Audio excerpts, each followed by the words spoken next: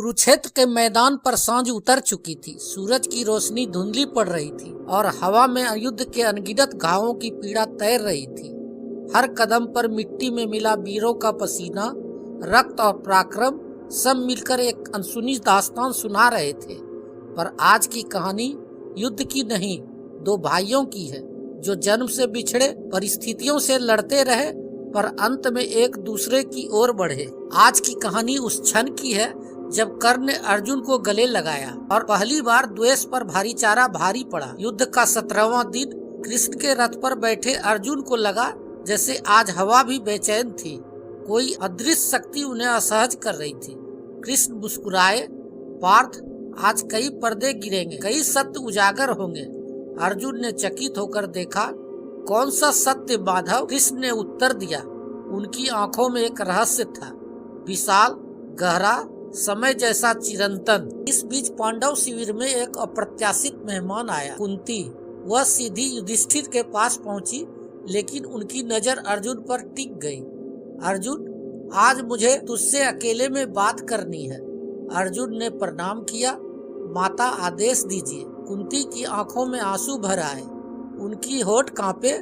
अर्जुन, आज मैं तुम्हें तुम्हारे जीवन का सबसे भारी सच बोलने आई हूँ। अर्जुन चौंक पड़ा। कुंती ने आगे कहा, जिस कर्ण को तुम शत्रु मानते हो वह तुम्हारा श्रेष्ठ ज्येष्ठ भाई है। अर्जुन को लगा जैसे उसके भीतर कोई पर्वत टूट पड़ा हो। नहीं, यह कैसे संभव है? उसकी आवाज तक कांप रही थी। कुंती ने सब बताया, कर्ण का जन्म, सूर्य का वरदान, जन्म के बाद उसे छोड़ना, उसका बह जाना। अर्जुन वहीं जमीन पर बैठ गया, हाथ सिर पर, दिल पर 1000 तलवारें एक साथ चल गई हो। वह फुसफुसाया, तो मैं अपने ही भाइयों से युद्ध कर रहा था। कृष्ण दूर से खड़े सब देख रहे थे।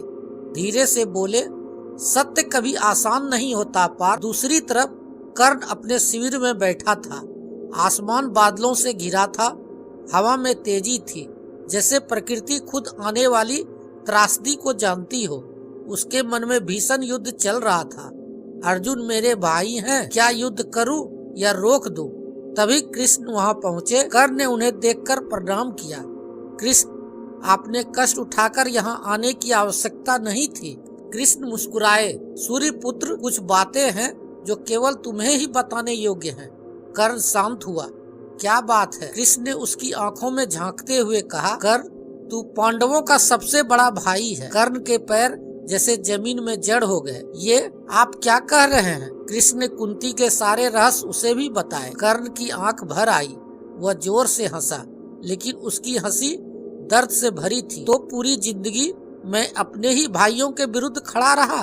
कृष्ण बोले, नहीं कर्ण, तुमने वही किया जो परिस्थिति ने तुम्हें करवाया।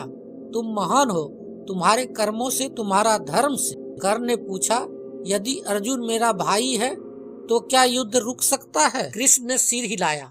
अब बहुत देर हो चुकी है कर्ण।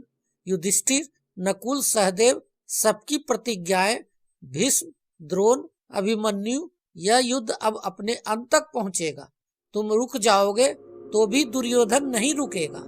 कर्ण की आंखों में पीड़ा थी। वह बोला, मेरी माँ ने मुझे जन्मते ही त्याग दिया, अब भाई मिल रहे हैं तो वो भी शत्रु बनकर। कृष्ण उसके पास आकर बोले, कर्ण, तू जितना महान है उतना कोई नहीं, पर धर्म का निर्णय किसी के व्यक्तिगत दुख से नहीं होता। तुझे अर्जुन से युद्ध करना होगा और अर्जुन को तुझसे। कर्ण बस चुप बैठा रहा, आंसू गिरते रहे। संध्या को युद्ध का बिगुल बजा। दोनों सेनाएं आमने सामने थी।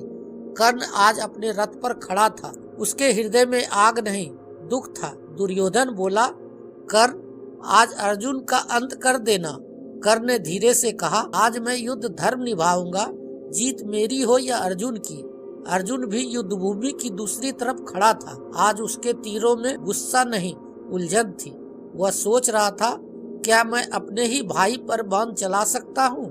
कृष्ण ने उसे समझाया, पार्थ, आज तुझे योद्धा बनकर लड़ना है, मन से नहीं, धर्म से। युद्ध आरंभ हुआ। आकाश में गड़गड़ाहट गूंज उठी। कर्ण के हर बार में शक्ति थी, अर्जुन के हर तीर में धर्म। दोनों बराबर के योद्धा, दोनों बराबर की चोट और दिल में बराबर का दर्द।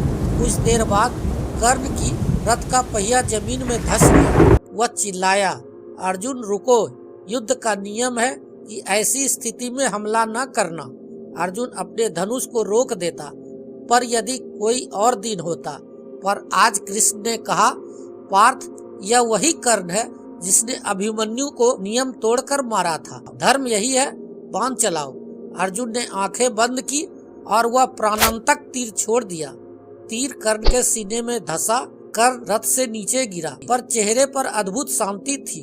वह बोला, धन्यवाद अर्जुन, मेरे भाई, मुझे मेरे दर्द से मुक्त करने के लिए। अर्जुन दौड़ता हुआ उसके पास आया। भैया, मैं आपको नहीं पहचान पाया, मुझे क्षमा कीजिए।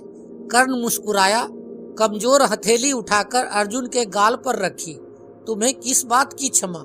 गलती मेरी थी कि मैं तुम्हारा भाई होकर भी तुम्हारा शत्रु बना रहा। अर्जुन रो रहा था। नहीं भैया, आप सूर्य पुत्र हैं। धर्म युद्ध ने हमें अलग कर दिया। कर्ण ने उसे अपनी ओर खींचा और पहली बार अपने भाई को गले लगाया। उस क्षण युद्ध ठहर गया, हवा रुक गई, प्रकृति मौन हो गई। कर्ण ने कहा, अर्जुन, यदि अगला जन्म हुआ तो हम भाई बनकर नहीं, दोस्त बनकर जन्म लें। अर्जुन फूट फूट कर रोने लगा। कर्ण की आंखें बंद हो गई और सूर्य पुत्र की ज्योति आकाश में विलीन हो गई। अर्जुन पूरी रात रोया। कृष्ण उसके पास आए। पार्थ, दुख मत करो। कर्ण एक क्षत्रिय था और उसे क्षत्रिय की मृत्यु मिली। उसका गौरव कम नहीं हुआ। अर्जुन फुसफुसाया, माधव, क्या मैं कभी स्वयं को क्षमा कर पाऊंगा? कृष्ण बोले, जब कोई योद्धा धर्म में खड़ा होता है तो वह अपराधी नहीं, वह युगों का रक्षक होता है। अर्जुन ने कहा, पर मैंने अपने भाई को खो दिया। कृष्ण ने उसके कंधे पर हाथ रखा। सूर्य पुत्र, कर्ण कभी खोए नहीं हैं।